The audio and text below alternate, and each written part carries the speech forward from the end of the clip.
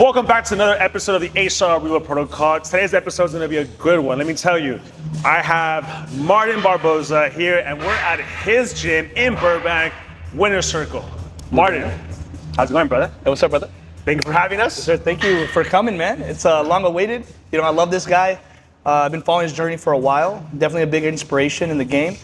Not only that he's Latino, but the fact that the way he started is the way I started, and I respect that more than anything. And you just brought that up because you said that you didn't know a lot of things that I had posted on my recent posts when it came down to Macrofit store. Yep. So, Martin, how old are you, by the way? 30. You're 30. You Just turned 30. Congratulations. What was your birthday? October 13th. Okay, so 95. 31. Yeah. And, I always gotta say just turned. Just turned 30, Just. baby. That's awesome because it's a new chapter in your life. Yeah. Right? Yeah. So let me get this straight. 30, successful gym. Kids? You have any kids? No way. No kids. Okay. No way. Not anytime soon. Okay. Married? No. Okay. But gotta grow. Good. Awesome. Yeah. Awesome. Take me back. Take me back when it came down to a younger Martin. What were you doing when you were, talk to me in high school. Okay, Athletics, college, stuff like that. It draws back all the way when I grew up. My dad's been in the military for 20 years, so I always grew up like that militant structure. Disciplined structure. Very disciplined structure. Started playing sports at a very young age of 5. Started with football, taekwondo, martial arts, running track and field. So since my dad was always very militant, he established those attributes to me, and he always had me doing some type of work. And when I was younger, my job was to play sports and be great at it. So my main sport of choice was football, American football. Football, because remember, soccer coming from Hispanics, there's a confusion there. Big difference, but shout out the World Cup coming up. I'm excited for that. Who's your team? But, probably Argentina. I love Messi. I'm a big Messi fan. I see that he's in the wall. Yeah. One of my favorite athletes. But my main sport was football growing up. Okay. I played from when I was 5 all the way to age 22. Okay. I played high school. I played college football. I played college football in Oregon, in a D2 school called Linfield. So, where are you originally from? Where'd you grow up? Born and raised in Burbank. And it's funny how you talked about when we were opening up our gyms. That's why I opened my gym in Burbank. But I started with very little followers. I had like 700 followers. But I knew I was going to have to open a place where people knew my name because I was born around the corner and I went to school out here, you know? So you went to Division II to play ball in Oregon. How was that experience going out of state? It was something new to me because I'm Latino, you know? That's why I asked, because growing up, our culture, whether you're culture shocked, whether you're family man and you're constantly around family, to leave out of state with no one to be around, it's a shock. It's a shock, but as a man, I feel like it's necessary to be on your own. You don't want to have to rely on anybody. So, you know, I felt like because of my dad, I've always felt that feeling like I got to be able to fend for myself. Interesting that we have similar upbringings in the sense that both of our parents, when it came to our dads, very disciplined. Yep. I grew up in martial arts as well. Nice. I started taekwondo when I was 5. Oh, shit, yeah, me too, bro. Black belt. Yeah. And then when it came down to it, same thing. I went to college. I went to Virginia, a little further away. Oh, shit. I went 3,000 miles away. But golf, right? Golf. But very similar how you said, even though I felt that I was already self-efficient and I was independent, it still hits hard. Yep. Because even the cuisine, right? Yeah. Because Virginia, what the hell are you eating out there, bro? Exact culture food. I was comfort food, call greens. Yeah, it was. Let me tell you. Like, what is that stuff? Oregon, you're out there playing. How many years did you play? I was there for a year because, long story short, I went out there for a full ride. I messed up my knee terribly, classic football story, and then lost that scholarship. Came out here, tried to keep my eligibility. You know, the eligibility. Still want to go to the NFL. Still had that goal, that vision. So I went to Glendale Community College to the point where that's when I started getting into fitness, and I realized, oh shit, I like training more than I actually like the sport now. And at the time, YouTube was getting massive. It was like 2016. So I wanted to be a YouTuber like everybody else, you know? So I was trying to really focus on just being aesthetic. Okay. And then I transferred to CSUN. Okay. And I graduated with my bachelor's at CSUN. Okay. What'd you major in? So a minor in nutrition, and then my major's in business administration. Okay. business admin too. That's awesome. So college educated, Latino. Where are your parents from? Peru. Peru. My friend, both my parents are from Lima, Peru. Okay. So I'm you're first generation. First generation. Yeah. I love that. Yeah. First generation college graduate. Yep. At what point did you say, I want to focus more into bodybuilding? I know you said YouTube was a good inspiration. Yeah. But there's a difference when you just want to look a certain way, right, and just show off your physique. Yeah. And another is to actually get into the space of owning your own facility. So it started at a young age, at a young age because I played football. I always liked looking good. Okay. So then I would watch a lot of the videos, the guys that inspired me, like Jay Cutler. Famous guy at the time was Callum Von Mulger, Steve Cook. But what I liked about these guys, they had an aesthetic physique, but they knew how to talk and take care of themselves. And for me, a big inspiration were those people that had the full package. And that's how I like to carry myself now. So. And with Steve and even with Colin, like they also had fun. Yep. They also know how to live And that's life. where people misconstrue it. Like, I know I'm gonna get my pro card. I love bodybuilding, but the thing about it is I have so much more than just that. You're more than just that. Yeah. It's a part of me and a big part of me that I enjoy and I value. Yeah. It's my niche in my gym, but I also have a great personality. I love going to music festivals with my friends and my family. I like enjoying myself. I like to travel. I like to eat food. I'm not gonna, take my meal prep when I'm with my family. Yeah. Because nowadays there's a smart thing called AI, and I could be able to fit my macros doing whatever the hell I want. So I think the biggest thing, and as a business owner, you make the best relationships by, going out and enjoying yourself and making great memories with people, doing things that you like. Process. Yep. Yeah. I almost want to say that you're leaning towards more of a balanced lifestyle. Yeah. You're able to still accomplish amazing things with your business, your finances, your body, but then also enjoy yourself through the process. Yeah. Now, what would you say to someone that would say, no, I can't do that because I want to be one of the greatest? Well, the thing about it, there's no such thing as balance. I work nonstop, and my girl, my family would tell it most. Like, this is all I talk about. My business, how could I scale it more, and how I could be the best in Burbank all the time, right? The best gym in Burbank. That's exactly why I asked, because when people try to have that balance of it, they mistaken that. Yeah. And you have to have an obsession. I have to have an obsession. You have to have that obsession. I just saw a video. And you probably have it too, like a video about people who have ADHD are the people that most likely become millionaires. Just because when I have an idea, like I get obsessive over it, and then I can't stop thinking about that idea to the point where I'll get like a little headache and I have to get it done. You have to do it. And I don't care if like what I'm doing, I'll get it done and I'll leave that moment just to get it done. Yeah. But then I don't forget to give myself breaks either. Like, speaking of which, because Coachella week one just passed, we were both there. I didn't get a chance to see you, but you ran into my business partner, right? Yeah. But we'll definitely have to rage. Music festivals, they come. We'll go day trip. Day trip would be a good one. Yeah, that'll be closer to my town. Yeah. One of my cousins has a spot in Long Beach, so we'll make it happen. Yeah, we'll make it happen. So Burbank, you said that when the time came that you wanted to open up your gym, what year was that you were like, you know what, I'm gonna do it? So I've been a coach my whole life. So I started in between the stages when I was transferring schools, I started working at LA Fitness when I was 18, when I came back from Oregon. And I worked at pretty much every gym you could think of. I worked at LA Fitness, I worked at Gold's Gym, I worked at Equinox, and Equinox is not what everybody thought it was at the time. You make no money fucking working at Equinox. And then from there, so you're a personal trainer at all of these facilities? At all these different places. So that's where I started learning like my do's and don'ts, the business side of stuff. You started seeing what each of these companies, their strong suits or weaknesses. So you started seeing what was actually happening. Exactly, in the and industry. Then the pricing points of how much these people will charge and how much I keep. And I was like, shoot, I can give these guys a better experience, do it myself, charge less, but make more. Right. And then that's when COVID happened. And that's when I started doing it for myself.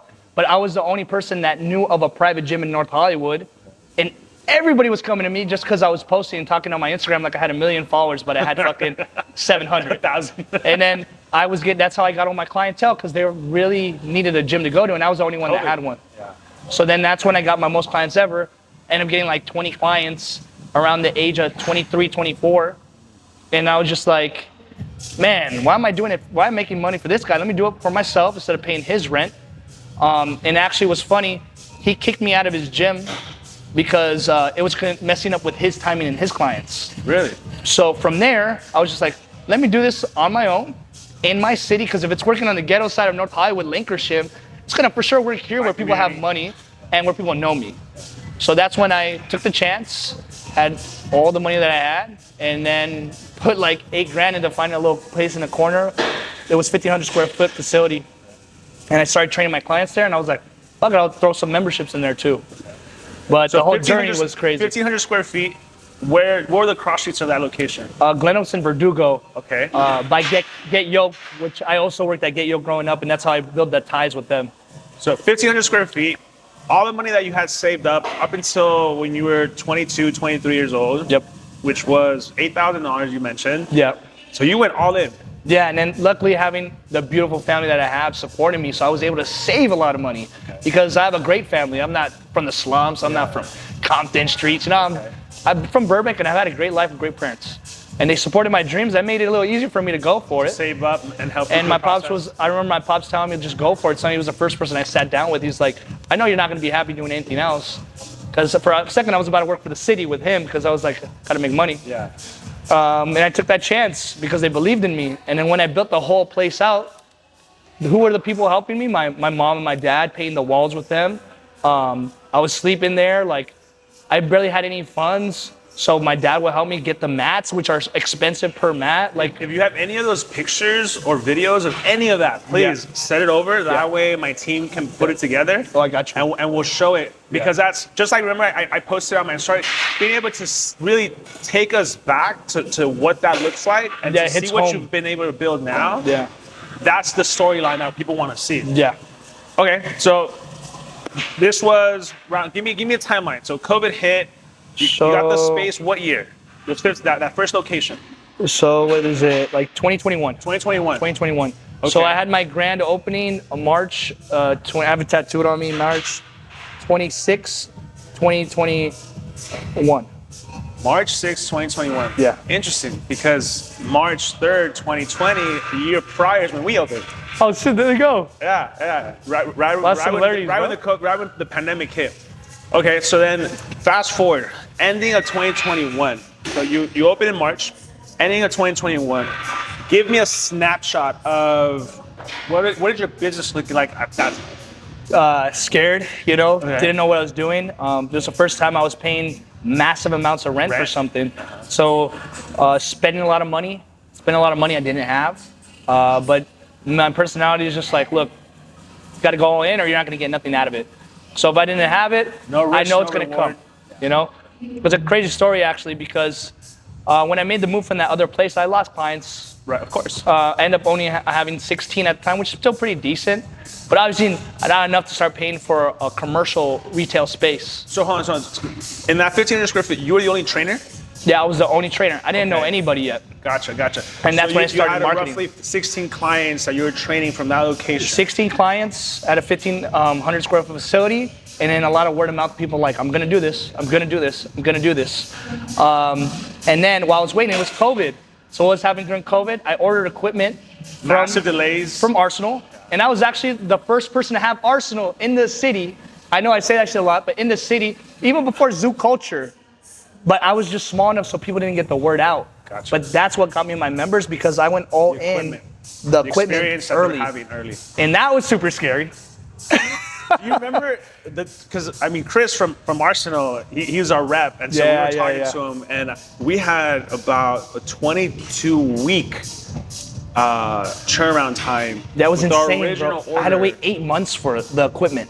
Yeah. And they had told me originally. And that was quick. And that was for them quick. But at that time, I don't understand, right? No. I don't understand the game. So I'm just like, why are they taking so long? Right. Yeah, I wanted a custom gold, which there's some pieces in here I would never get rid of because they're the same pieces I have originally from there. Because it means a lot to me. Sentimental value of it, and I see it because it has your unique gold. Yeah. That interesting enough. Was your original location still the same name? Yeah. Okay. Yeah. So talk to me about the name. Yeah. What inspired Winner's Circle? So because I played sports my whole life, and for me, like, I don't care what nobody says. Like, winning is everything. to me. My dad grew up to me like, I'm not here for second place, bro. I'm here to win.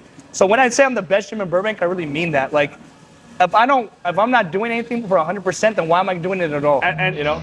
I love that philosophy because it's the competitiveness that you have that you're clearly your dad instilled in you. Yeah. And you have to have it because why? For me, going into junior tournaments when I was playing, why would I show up if I didn't truly believe that I could win that day? Exactly. And we have to take that same philosophy into business, into life. I mean, even it's a competitive nature when it comes to men, right? Because we're going after the same jobs, the same women, the same everything. So we have to look our best, be our best. Exactly. And that comes... Because why are you going to put yourself already in a halt when you could be your best by just looking your best, talking correctly? Give yourself the most possible chance to be number one as possible, and then let your talents help you out with that. Yeah. It's why not put myself in the best position possible in this world? Because we only have one life, and I want to give 100% at it. So you don't want to sell yourself short. So you wanted to create the name Winner Circle to invite other people. Because of that reason. It was a funny story though, because you know Antonio Smothers? I have BB Pro. Gotcha. Okay. Right now he's doing interviews where he's going to cool gyms. It's called Cool Gym Bro. Okay. So I haven't seen it. We had talked about this. He's like, why'd you call it? And at the time I was like, what am I going to call it? It has to be something that instills in me. I played sports my whole life. I was driving. I had to get a new iPhone. Then I went to the T-Mobile store, and on the guy's shirt it said, welcome to the Winner Circle, which I think they switched their slogan now. But I saw that and I was like, fuck, that's it. Like the Winner Circle. Who doesn't want to be a part of that? Yeah. I want to win all the time. And the people that come to my gym, that's going to resonate with them too. And I could tell you, like, the people here are inspired to be better. Whether it's just a daily guy who's trying to lose 50 pounds or an IFBB pro, that's what they should want in life, is to get better to win. See, I personally love the name because it resonates with me that it can mean a magnitude of things and how whatever you want to interpret it. Because sometimes you just have to win the day. Yep. And what does that look like for someone? Perhaps just getting their ass to the gym because their day is so fucked. Yeah. They had so many issues, whether it be family, work, stress. Yeah. Walking through your doors will be the win of the day. Exactly. And that's going to translate to a better body, better mindset, better overall health, better lifestyle, in which then translates to an opportunity for the very next day you got to win again. Exactly. To be the best version of themselves, to walk in any room and to own that shit. And that's why when you were telling me earlier when we were talking and stuff like that, that's why it's so important to make this environment so inviting, so welcoming. Make them feel like they're gonna win today. Fucking give them the best fucking water in the world. Make sure this place is fucking clean. Make sure your equipment has upholstery that's not ripped. Make sure that you're playing bumping ass music that makes them feel amazing. And that's what separates gyms nowadays, because most people don't care about the small things that's gonna make them. I remember walking in and I'll be like, hey yo bro, like, so another guy's like, thanks for like fixing this, or thank you for fixing that. They notice the smallest things. Or like, hey bro, you know what I just went to the Cintas, the delivery center. They're like, bro, those dispensers look sick, bro. I see you, Martin. I was like, thank you, brother. They notice I appreciate it. And I have to say, I've walked around the gym and I want to show them more B-roll with the gym. I'm huge when it comes to cleanliness. Yeah. And so I walked your restroom, spotless. Yeah. I walked the gym floor, there's not a single piece of trash anywhere. Yeah. So this is the point that I want to make. It's not that it doesn't get dirty, it's just the fact that he's created an environment where even his members are picking up trash because they don't want to see it. And that is huge, because that tells me that you're leading that from the top. Which the moment that we walked in, so important. You said hi to everyone. Yeah. So I clocked that. You said hi to everyone. You greeted every single, not only your team, but the actual the clients, the members. And you know that sets the tone, because they copy us. Yeah. The more we do, the more it'll be like, oh shit. Oh, that's what we do here. So Martin, if Martin is doing it, I think the expectation that I need to do it too. And it builds an amazing environment. It gives less problems for us and less awkwardness on the floor. You know, people are cleaning up after themselves because of the fact that they saw someone else do it too. Yeah, they want to be part of that same. It's simple, bro. It's like, so people are so awkward nowadays. Like, bro, it's literally just 2 seconds to say, hey, how you doing? And that hey, how you doing goes miles for them. They're like, some people got nobody. All you gotta do is say hi and then watch. They're gonna keep you in their thoughts and be like, this motherfucker's a good dude, solid guy. Interesting enough, I had a visitor from a local gym of ours, and in LA, and I was chopping up for maybe like 10 minutes, and then he stopped me mid sentence. He's like, "Bro, this is the most I've ever talked to a gym owner." Yeah. And I was like, "Huh." Tells me a lot of where he's coming from. Yep. That just tells me that they're not investing in their members. Exactly. They're not talking to their members. Exactly. They're not asking their members, "Hey, like, I see you, bro. How does it feel?" You're fucking on the floor. You're fucking DJing. You're fucking talking to your members. What does that say? I love what I'm doing. I love who I am. I'm going to share that with you guys. Yeah. And then it makes them be like, yo, this is home right here. The experience. They'll go to different gyms and be like, this shit it's cool, sucks. but it's not this it. Is home. It's not it. And I would never want to betray my fam like that. This is home. Yeah. But that's what you want them to feel. Because you could have like all the glitz, the glamour. You could have all this crazy shit. But what's going to make them last is where they feel like home. Yeah. And they feel like everybody knows their name. Yeah. That's the biggest difference. They're seen, they're heard, They're valued. Yep. So I want to take them back. So 2021, end of 2021, you have 16, 17 members. You're the only coach. Yep. So at what point did you say, hey, I need to expand? I need to get a bigger spot? I knew for a fact that I was going to be the only person with Arsenal, and that's why I put gold, and it was going to attract people.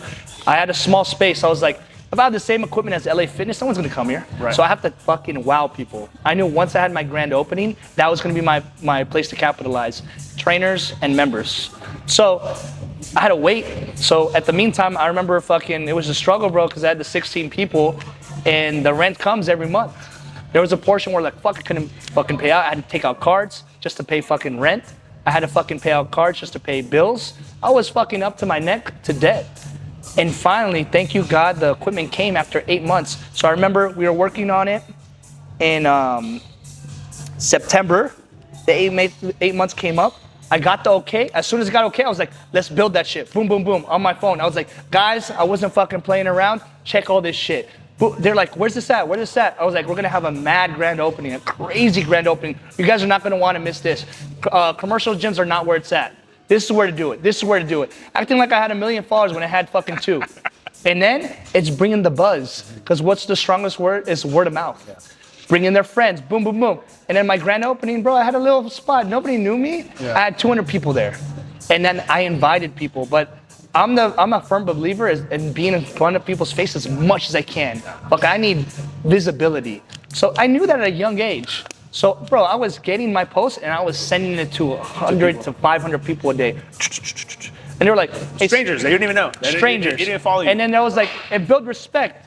Because they were like, fuck, we're not doing anything on Saturday. Let's check this out. And then I invited different vendors. I invited different therapists. I invited Get Yoked because I was cool with them and they still believed in me. Thank God they had them. So then they had a little stand. They were doing samples. I did a fucking lifting contest, how strongest squat, and I was in it too. And they saw that I was in the midst of it. And definitely what helped was my age. They're like, who is this 24-year-old? Hungry, and making this shit happen, inspiring other people. Because the biggest thing is, like I tell you, is like the image aspect. These kids want to be like us. They want to look like you. They want to do what you do. So more importantly. So after the 8 months, I was like, thank you fucking God. We had a great grand opening. That first grand opening, I was able to sign 50 members and then get 2 trainers. And actually, one of the coaches is here right now. She's one of the only OG coaches that I have, and she's like family to me. Her name's Hannah.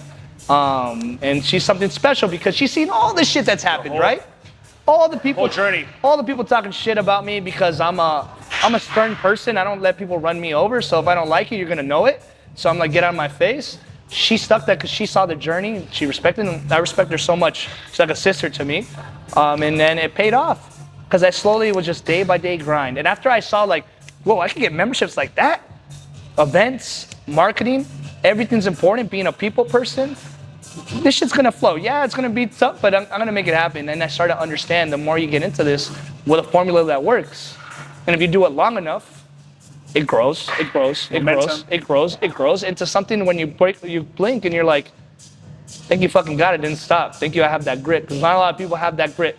And that grit, because we're gonna have our obstacles. I guarantee you throughout the last 5 years, you've had issues personally, right? Yep. Family, financial, but you still have to show up. And that's part of the grit that we have to build as entrepreneurs. Yep. Okay, so at what point did you expand to this location that we're in right now? So crazy story. So I was there for that first location for 3 years. 2021 all the way to 2024. The reason I made the move is because my lease was up. Okay. And he wanted to sign me for another 3 years. But I knew if I did that, yeah. And then we have our clients. I talked to my dad. We talked to him a little bit. I'm like, what do you think, bro? Should make the move. And I had this one particular client.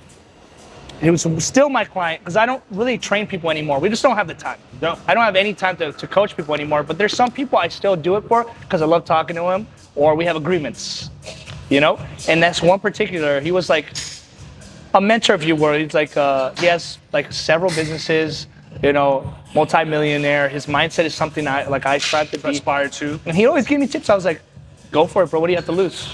What happened? What do you have to lose? And when he told me, I was like, fuck it, you're right. So then I started looking. I had another spot in Glendale already, but with the city, things go wrong, and time is money, and I don't want to waste time.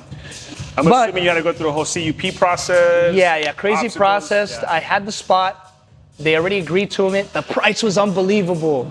But thank God all this happened for a reason. That one was only 5,000 square feet. Well, it's a decent size, so from 1,500 to 5,000. You're almost 4Xing. But at that point, I was just like, I gotta go big. All right. So I went there, I got it, same process. Got my family, started mopping, started painting the walls. We had put money into this, I already gave him the down payment. And then he calls, he's like, sorry, man, this ain't the right zoning for a gym.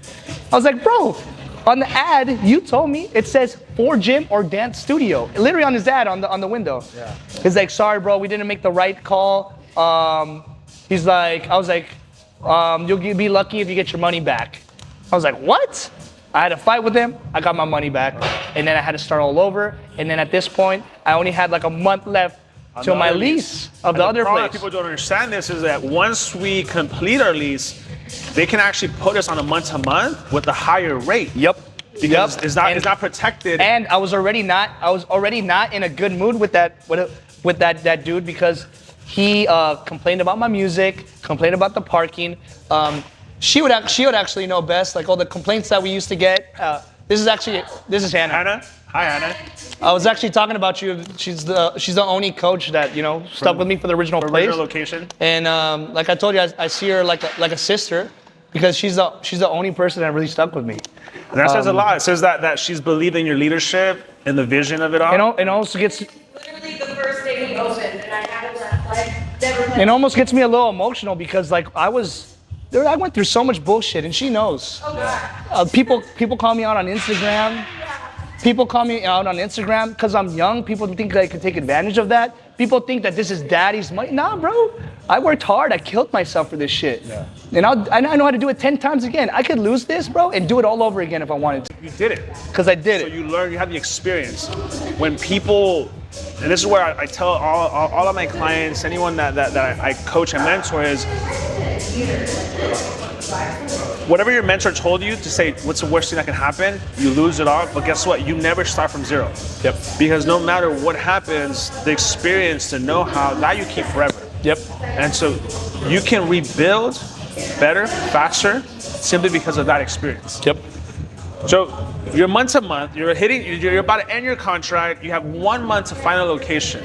The first one that you wanted fell through, not properly zoned. You fought, but you got your money back. Yep. How'd you find this place? Fucking funny story. At this point, I was like, dude, the best things happen when you're fucking stressed out of your mind. I was like, okay. Back behind the wall. I'm like, I'm not calling realtors. I'm on LoopNet like a motherfucker. LoopNet, trying to find the best price. I was like, driving around. It's happening all over again. I'm like, it feels like day one again where I was like, the money's getting overwhelming. But I knew, okay, can't be a baby, gotta go for it. So I started driving. And then I found another location that's not this location, and it was in Sunland. But my biggest thing was like, it's really easy to get men in a gym. Men can live in a cave with dope ass equipment. It's hard to get the women demographic. And that's the demographic that you want to get because that means you're becoming a safe environment for women to live. So when I was going to Sunland, I was about to sign the document. And when I make final agreements, I always take my mama. Take my mom, get in the car. She's always gonna tell me how it is. We took it in. And I saw this naked homeless lady in the front. And then she was like, in Spanish, she was like, do you think you're gonna get any females to join your gym? No one's gonna join your gym. And I was like, Mama telling you real. I was like, fuck, you got a fucking point. So at that point, bro, I had 2 days. And I was stressed out of my mind. I was like, what am I gonna do? Drove again. I literally drove around the corner, saw the advertisement for this place right here. Perfect scenario. I called it. The owner picked up. I paid him the money the next day, and I got this place. And it was just because I don't trust anybody's opinion. I ask the opinion that I know people will tell me like how it is. Whether it's that mentor that I told you about, or whether it's my mom. I don't ask people that are gonna give me yes answers. I tell people that are gonna tell me how it is and be like, look, Martin, you're stupid for that. Look, Martin, you're not gonna be able to grow here. And I was gonna open in Sun Valley, bro, where it's a little more ghetto over there. I won't be able to capitalize. And I won't be able to have growth in terms of charging people the membership I now have now. Price point that you want to be at. Exactly. Where it's like Burbank, Downey. Which we want to talk about because I want to give more of an understanding because that's a huge element for us to be successful. Yeah. Because other businesses, they have a business model that's a race to the bottom. Because they think that, if I just drop my prices, more people will come. That's not what you really want to do. I'm going back a little bit. When you talked about getting people's advice, right? I'm a strong believer that the world's gonna be a noisy place. People are gonna doubt you, they're gonna talk shit about you, whether they want you to stay stagnant.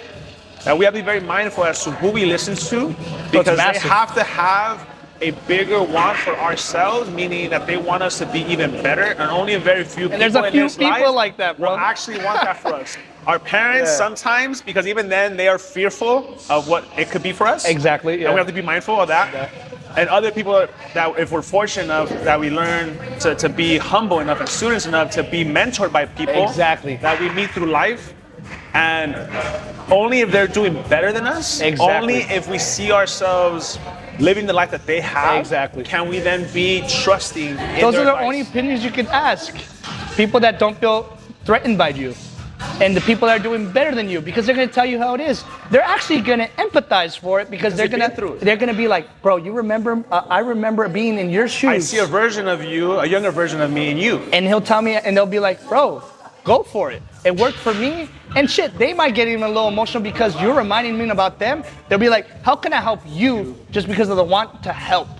Because it resonates with it. Passing it forward. Yeah. So that's kind of how that's a beautiful thing, bro. And that's not a lot of what people understand. And then it's another topic that I had in my brain was grit, bro. Because we were talking about it earlier. Everybody and their mama wants to open a gym, right? They're not gonna all last, and we both know this. This is a game of lasting. Me and you both been in this game for over 5-6 years, right? And that's a massive accomplishment, bro. That's unheard of in 1 hour space, 2 in business in general. General. But our space more particularly. The statistic that startups are able to pass the 3-year mark are less than 85%. Yeah. And then past the 5-year mark, even less. Yeah. So I've been in the fitness and wellness space for a decade with Macrofit, my first company. Yeah. Now with Mao, it's over 6 years. Yeah, bro, and that's incredible. And but it's because of what you said earlier in regards to grit. Because of how you said it's a lasting game because you can have a grand opening and it can be the biggest thing ever. But can you convert those free attendance into an actual membership for someone to actually come to your door and call it home? Right. So going back to it, you found this spot. How much was your initial investment to get the flooring, the mirrors, the lighting, the aesthetics? Because a lot of people don't understand. I'm a big advocate of, I could do it myself to save cash, I'm gonna do it. Yeah. And I was able to build so many different connections through the years of working. I know a lot of different gym owners that sell stuff too. Like these mats I bought from a CrossFit gym in La Puente called La Puente CrossFit. I don't know if you heard of them, but they're massive, bro. Bro, they have 0 social media following. They kill it, bro. Their gym's in a Vallarta. It used to be a Vallarta. Shit, that's big. Bro, they have massive. over 2,000 members, and all it is just through word of mouth. Community. Mad community, bro. To the point where it's like, you go in there, I was like, everybody knows your name. And that's what builds the longevity. So I knew him. I was able to get these mats on the low. I was able to paint again, same thing with my family, doing it myself. I have one family worker that we use for everything. Handyman. He's a fucking animal, bro. I could put a ladder in the middle, bro, and he'll do a backflip and he needs to. He could do anything, electrician, everything. I save as much money as possible. But if you're able to give me a ballpark figure, just so we can give to the audience an understanding of what the initial investment is, and how big is this location that you're at now? 10,000 now. So it's 10,000 square feet. What was your initial upfront cost just for the So I remember initial cost. I'm trying to save as much money as possible because I'm trying to keep it thin, keep it lean. Of course. I'll pay like 25,000. Let's meet in the middle. 22.5. Because people do not know how expensive paint is. Bro, I can't tell you how many times I'm going to fucking Lowe's and then I'm giving them the business card and I'm like, damn, bro, why is this so expensive? Because in your head, you're like, just for this? And then for people to not even realize when they're walking past it and not care, be like, bro, I spent like probably like fucking 4,500, 5,000 just on paint. I was gonna say about $5,000. Yeah. So then I'm like, I'm not gonna waste it on a worker. But nowadays, people want to be paid just for looking at stuff. I'll do it myself, right, and I'll get it done the way I want it to. And especially in the beginning, I could try to keep it as lean as possible to be as profitable as possible. Any dollar that goes out, it's a less dollar you have to pay yourself, and let alone another bill that you can roll that over into. Yep. So $22,500 just to get it going. Yep. Right. You already had the 1,500 square foot that you brought in when it came down to equipment, plus that Arsenal order. How much did you spend on that invoice for Arsenal? So for this one or the first one? For the first one. For the very first one, bro, I think it was about 8 pieces.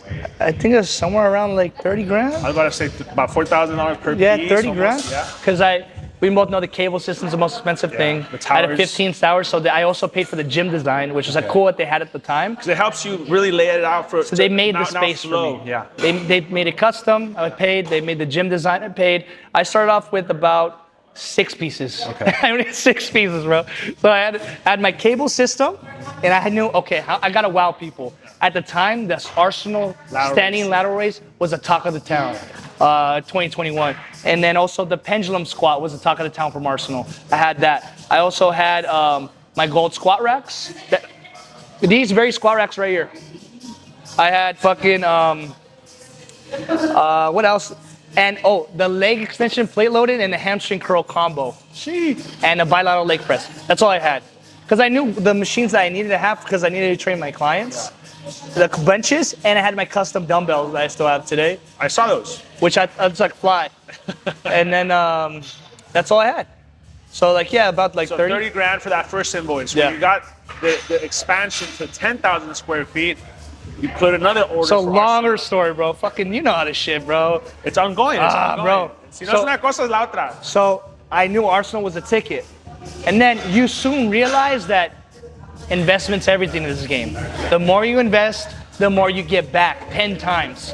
And at the time, you're trying to save money. And that demon thought about saving money can take over. And that messes you up in the long term.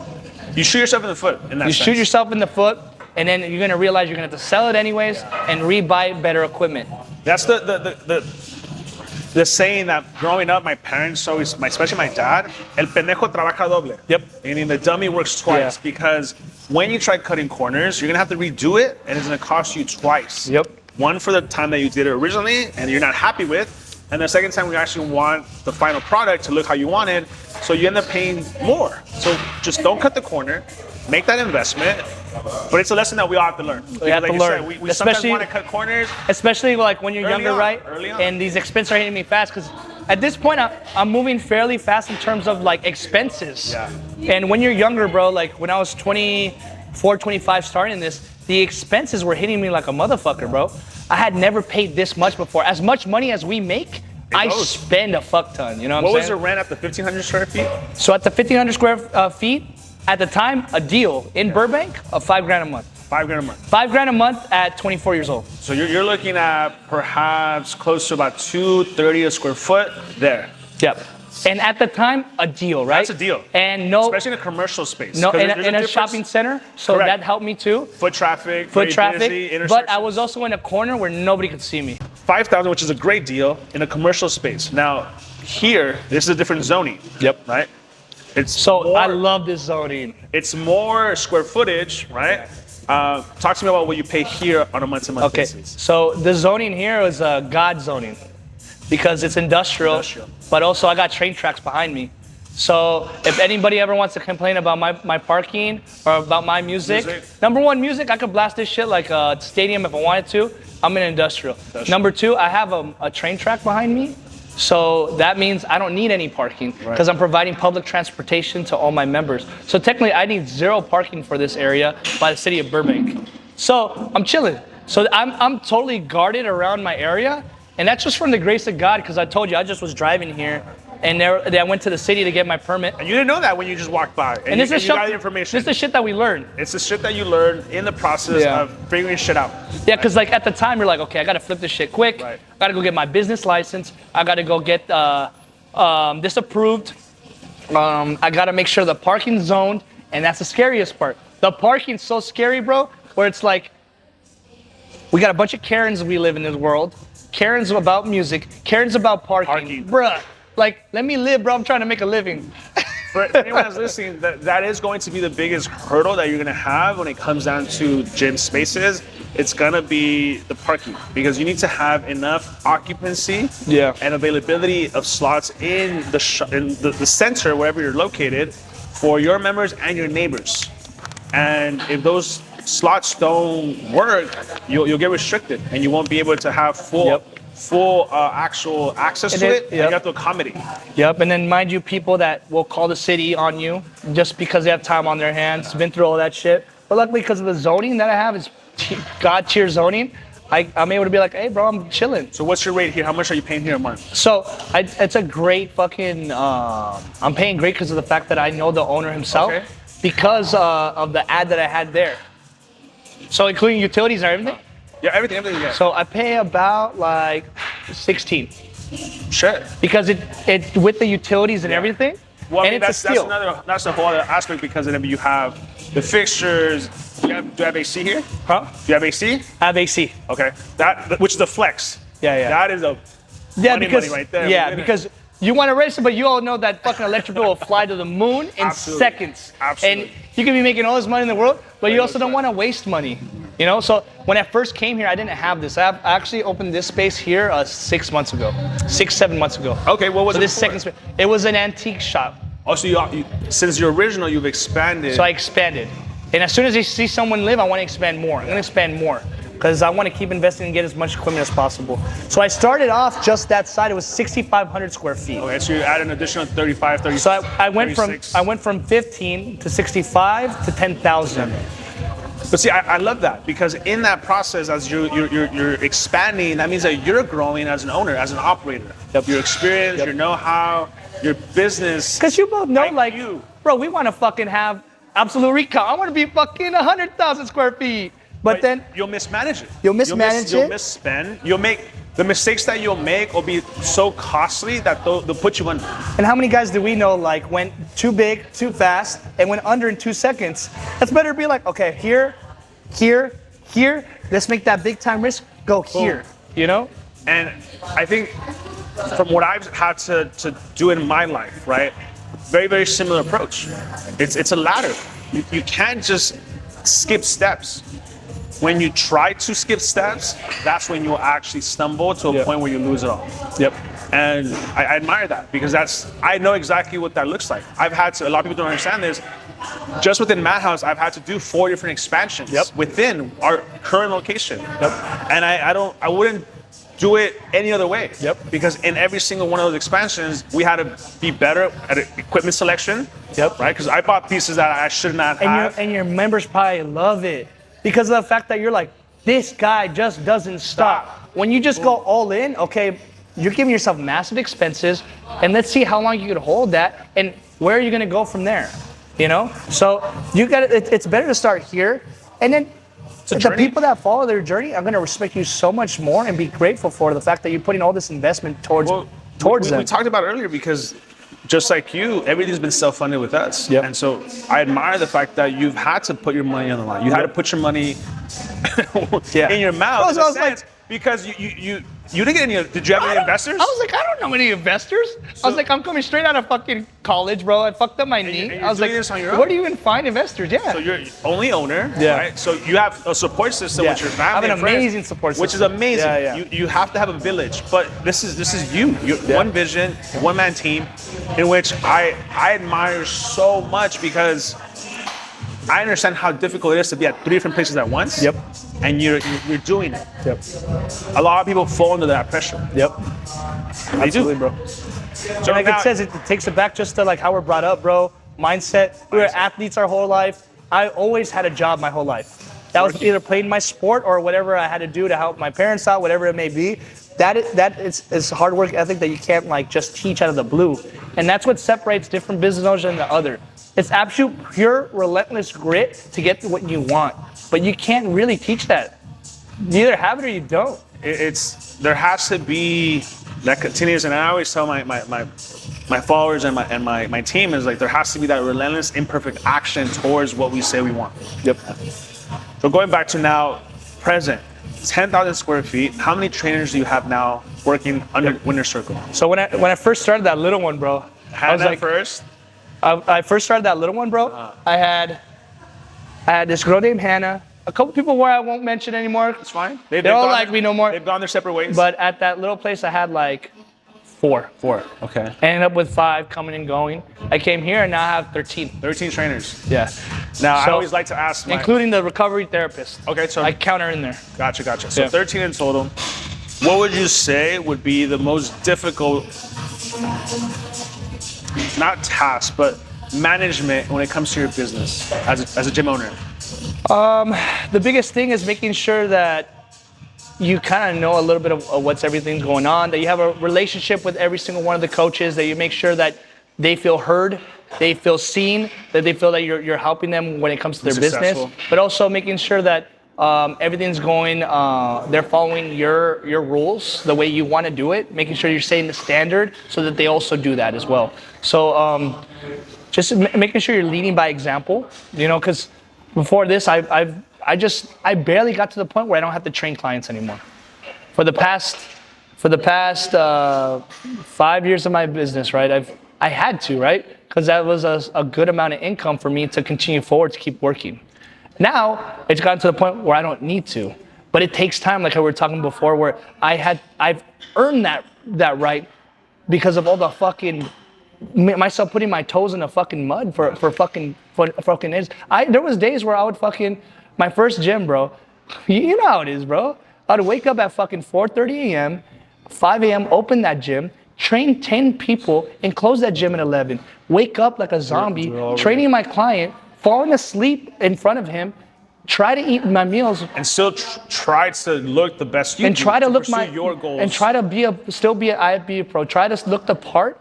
And that's the things that people just don't understand while you're building this whole empire, while you're trying to build this process.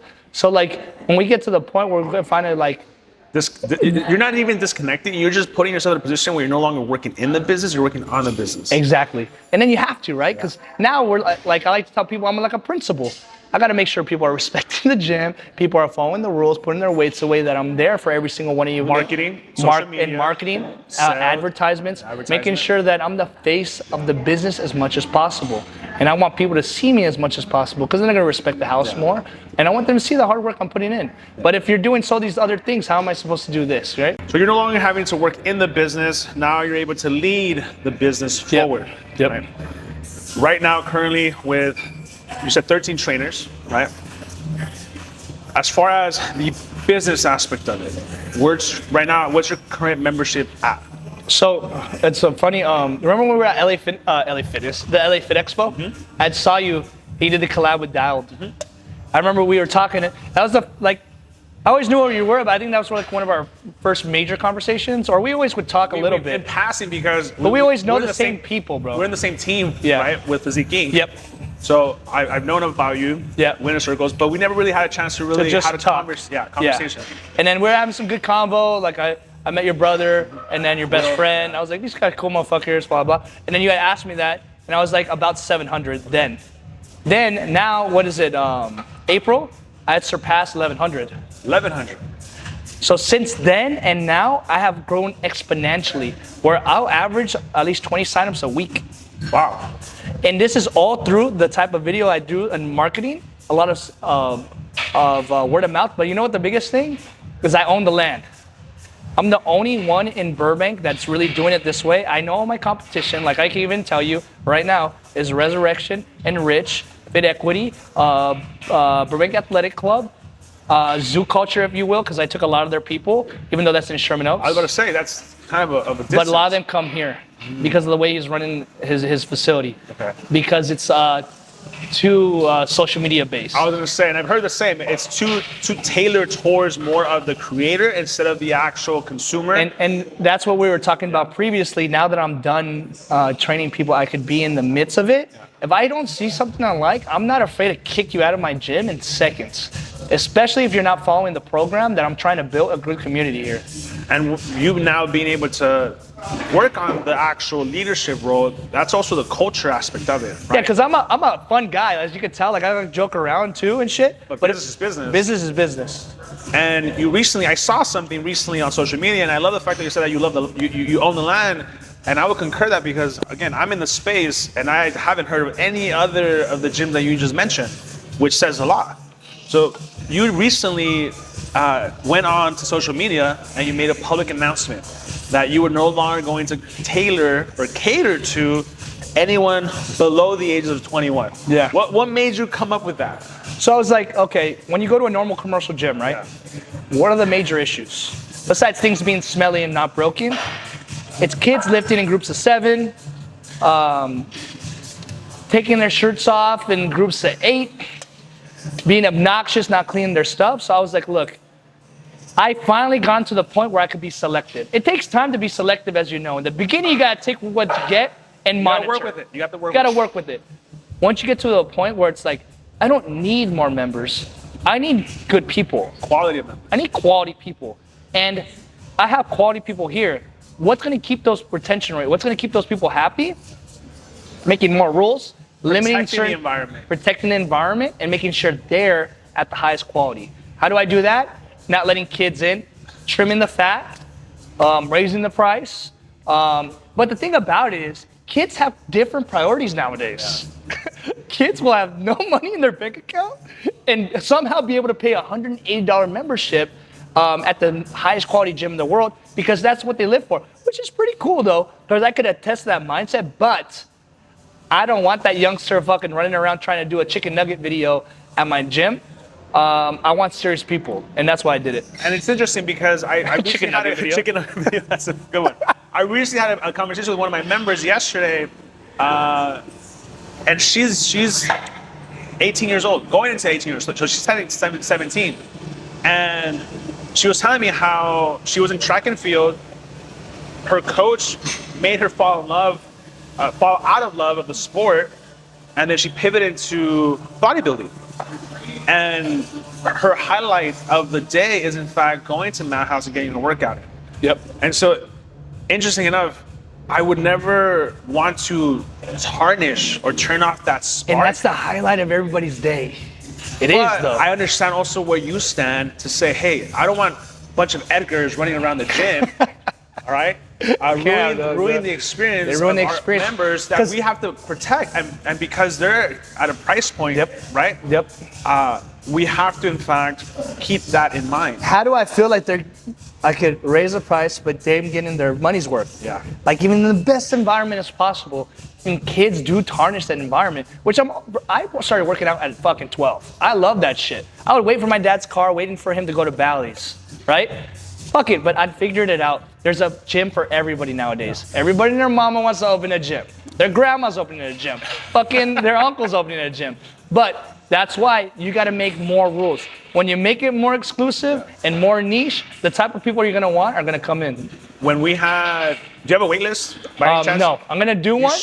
You should. I highly recommend doing it for 2 reasons. One, it tells your members, hey, don't cancel your membership because then you're gonna have to go to the back of the wait list. Yeah, that's a good point. When you in fact have a wait list, whoever in fact has to wait 3 to 6 months to join Winner's Circle, when they do join, they're gonna own it. They're gonna value it. They're gonna value it. And they're gonna have higher retention. And that's why I also switched my model. And this is actually, we could have talk me and you right now. That's why I switched to month only. I don't do any contracts. I don't do any of that stuff. And reason being, I realized, okay, I want people that want to be here. If you don't want to be here, here's the door. Get out of here. Stop making it awkward for me, buddy. Get the hell out of here. And now it's almost funny, like a brain trick, right? Because, you know, you get cancellations here and there. Whether they're moving, whatever, it'll be like, and I'm so nice to them, they are so shocked, it makes them not want to cancel. It's fucking nuts. It's interesting enough. I had the same experience. Because so many other gyms, I mean, LA Fitness, you have to send a letter, you have to put your thumbnable, you have to put blood on it. It's a shit show just to cancel. Right? I've canceled 3 times and they're still doing it. Right? For us, it'd be like, oh no, 24-hour process, at least just give me 24 hours head notice before your next billing cycle. That way I have enough time for my team. And all I say is do it in person. Sign the signature, at least. So we have documentation. Documentation because I can't sign for you, right? Correct.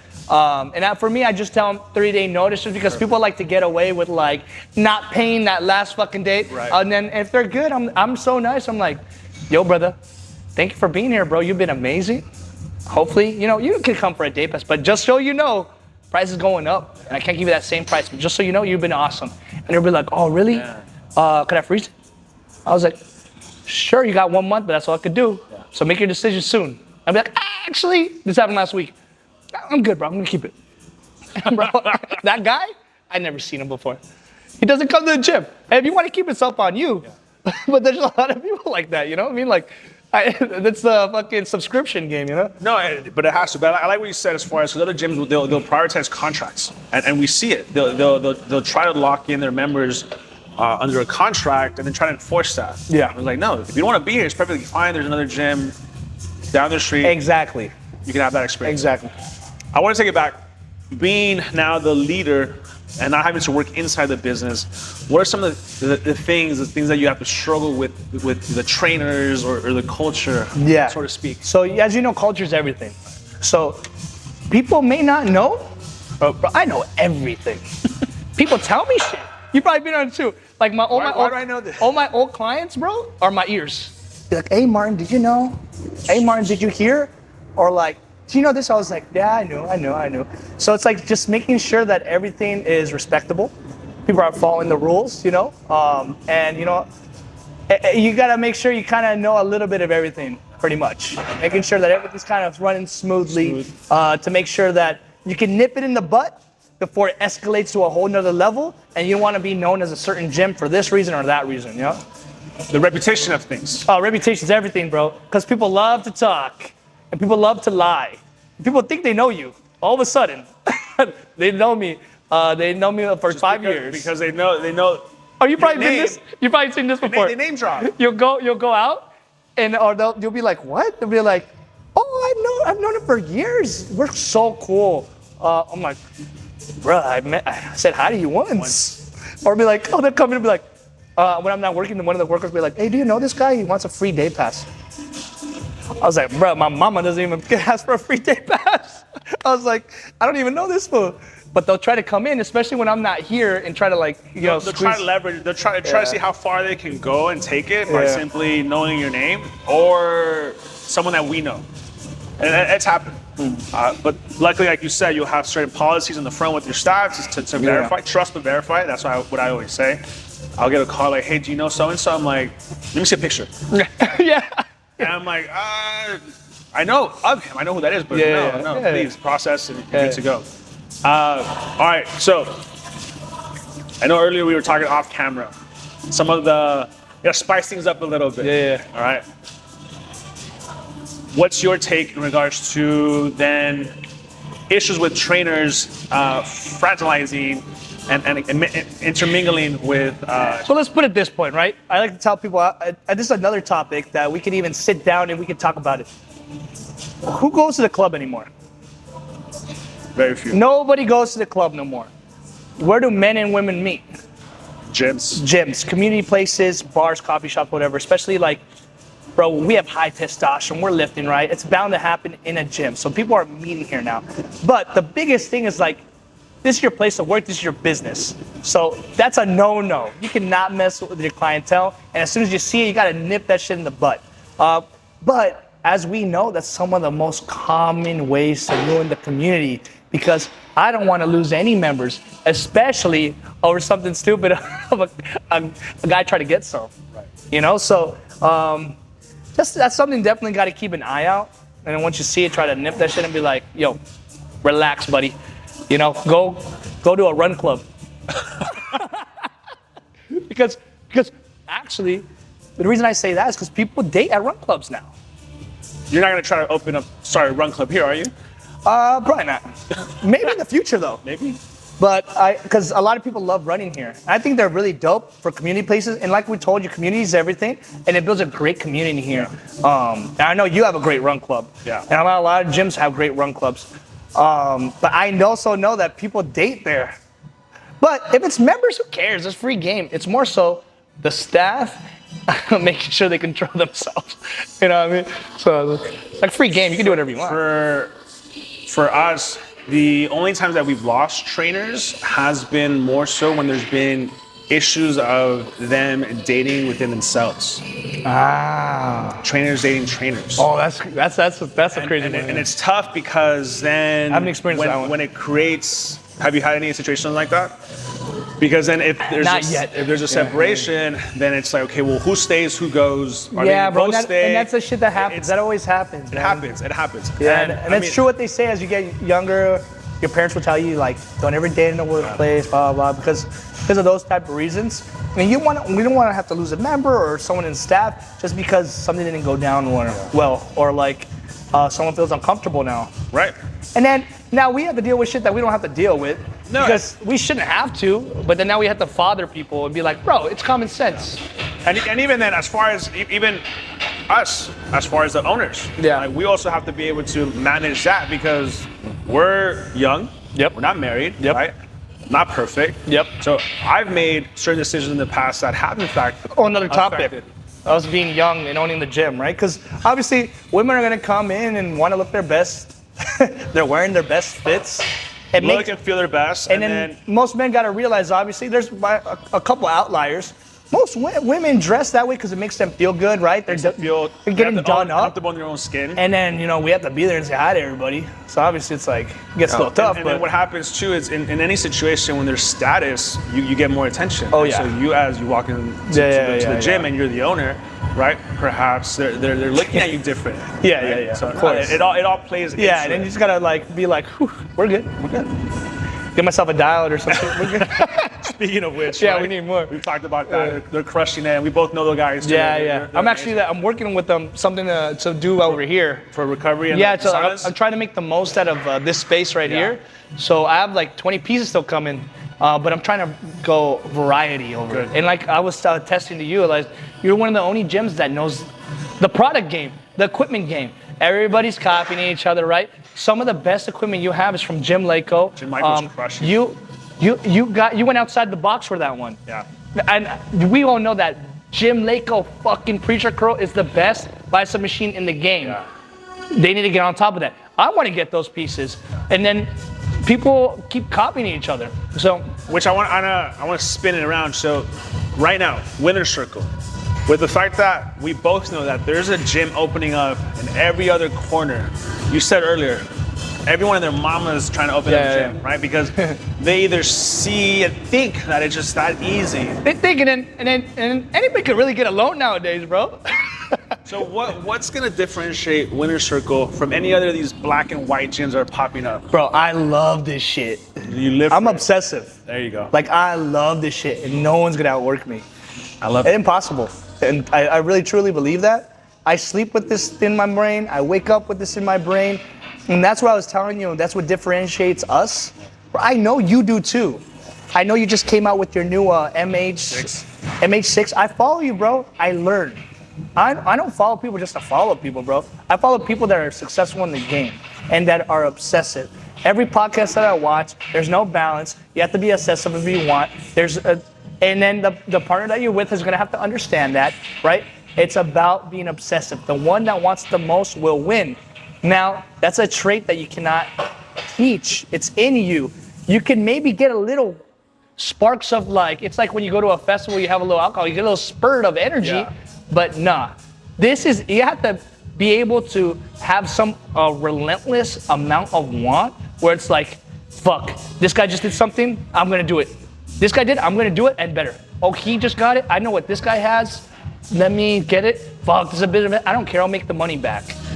That's how you have to be in order to fucking grow, and you know that shit. So, yeah. So you're saying that what differentiates you here at Winner Circle is the fact that you're gonna just live it. Yeah, bro. You're gonna die for it. Be able to bring the best know what I experience. need. I know what I need to do to keep growing, and I'm the only one in my area doing it. I respect it, and I can concur because, again, the competition that you mentioned earlier, besides Zoom culture, I didn't even know. You know what I'm trying to do? I'm trying to build such a massive shield in myself. So if someone like fucking yourself, a household name, or a fucking absolute recomp was to open right next to me, I built such a strong community with dope ass pieces, especially with some of the pieces that I'm getting in, where if they would, why would they go over there if we have the same thing? Why would they go over there?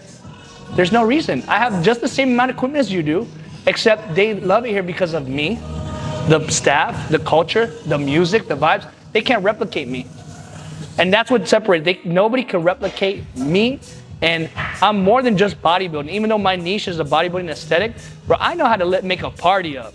Like, I know what music works. I know what, I put TVs up there for a reason. I know what people want to watch. I know that I can spark a conversation. I love talking so much, bro. I could make sure I speak with every single one of these people today. I'll have at least a 10-minute conversation and make them feel amazing. Because it goes miles beyond that, because most gym owners, bro, don't talk to their clients, have no relationship with them, and are quite frankly rude by not even saying hi to when they check in the morning. Interesting enough, I can attest to what you just said, and it reflects on the culture, because I'm a huge advocate that I, like yourself, need to know what's going on in my industry. So I'll go to these gyms. Yeah. I'll pay my day pass, and I have. And I know some of the owners personally. Yeah. And the gym that I went to in LA, both of the owners were there. Yeah. They saw me. I wasn't being pretentious. I wasn't being I didn't want to assume, right, that they knew who I wanted to extend any courtesy. So rightly so. You're just acting like a normal person, going to your shit. Some random dude walking into your gym, pay my day pass, working out with my team, and the owner's working out next to me. Not once did he greet me, say what's up to me. Crazy. And even if again, I'm just a new random guy. If I'm in your gym, there has to be, as the leader, as the owner, set the tone. Hey, really quick, bro. I just see that I didn't recognize you. Yep. Hey, you're here on a day pass, or you're a new member. Awesome. Yep. My name's so and so. You know, if you ever need anything else, let me know. 100%, let the friend know. Bro. Appreciate your business. 100%, right? bro. That courtesy, especially because we're here. Yep. ¿Qué nos cuesta? That's the least we should do. Right. And that's the main reason why I call everybody brother, right? I know everybody's face. Like, I know everybody's face here. It's hard to memorize names. Of course, it's difficult when you have 1100 members. I could tell when someone's a day pass because I don't recognize the face. Exactly. That's my point. Same thing. So I'm gonna make it that, you know what, I'm gonna effort to be like, yo, what's up, brother? Hey, I just want to say one thing.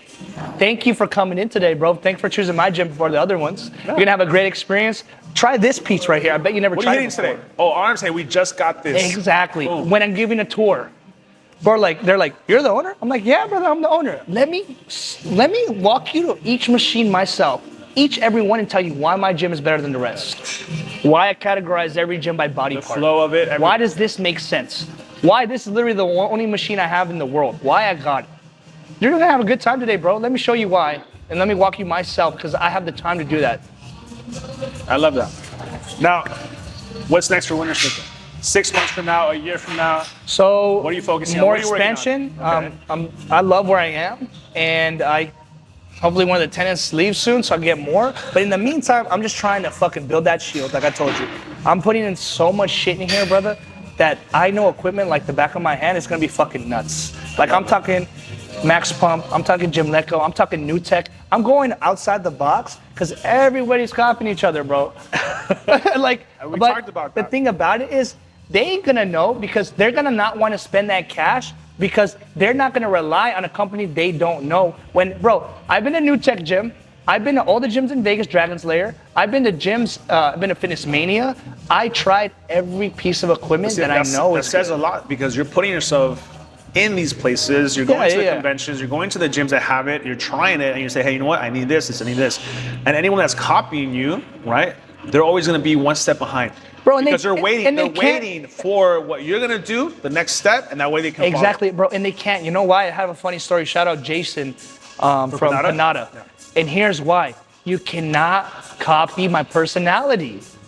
My personality, our personality, I will destroy you. Because I can make a friend like this in seconds. Bro, I am so happy, bro. I hate on nobody. I'm doing what I want to do. I am so happy, bro. So I have no time to hate on nobody. But I can have a conversation with anybody. I had a conversation with Jason. I'm like, bro, you know why I invited you here? You know why I do business with you? Because you're a man of your word. Everything I say I do.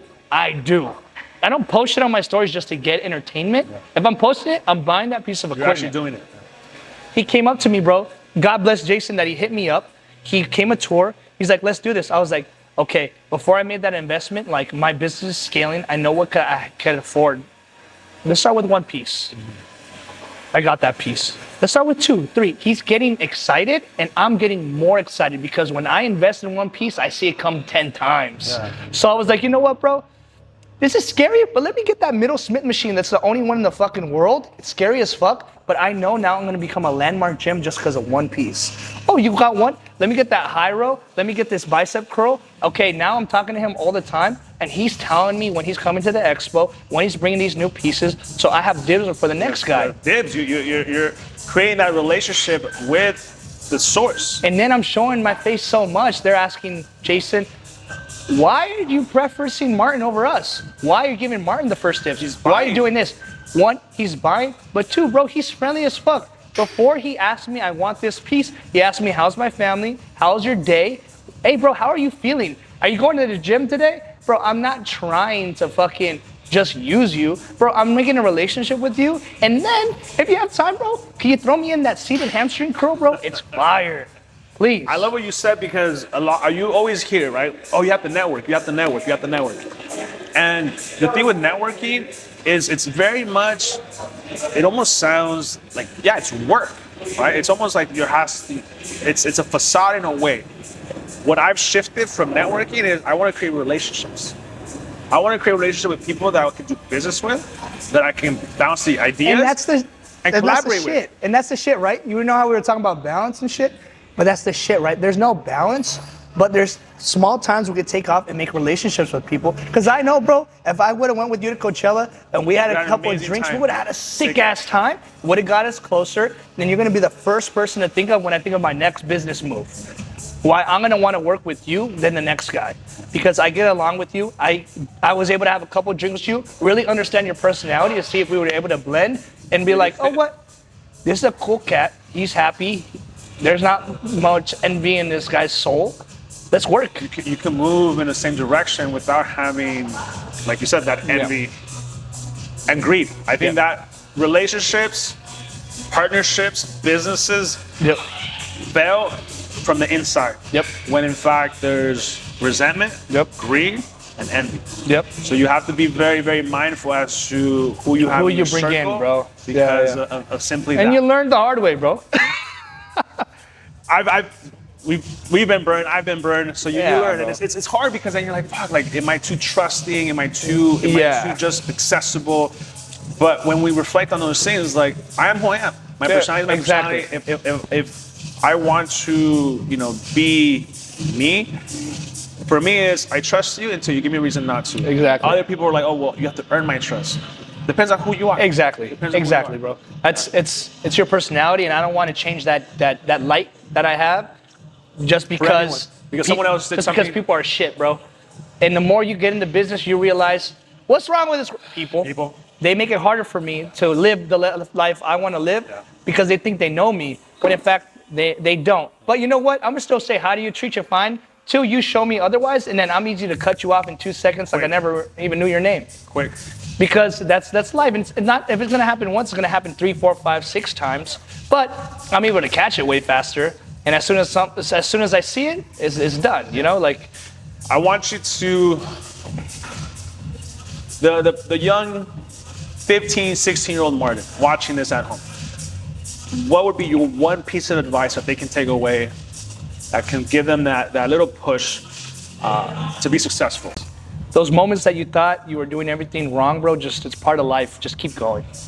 Those moments I remember I would stay a little longer, fucking in the shower, mad at myself, being like, am I going to the right spot? Am I doing everything right? Everything happens for a reason. And if I didn't go through all that shit I went through then, I wouldn't be where I am now. And just keep going, bro, like you did. Good shit, man. I like that. All right, Martin, thank you so much for your time, brother. For those watching in the area or in LA, you have to come check out Winner Circle here in Burbank, which he says it is the very best gym in Burbank with the best equipment, the best leader, the best team. You have to come check it out. Another episode of the ASARO Rebuild Protocol where we talk about business, mentorship, the journey that you must take to be successful. And like Martin said, don't give up. All right, guys, see you guys in the next one.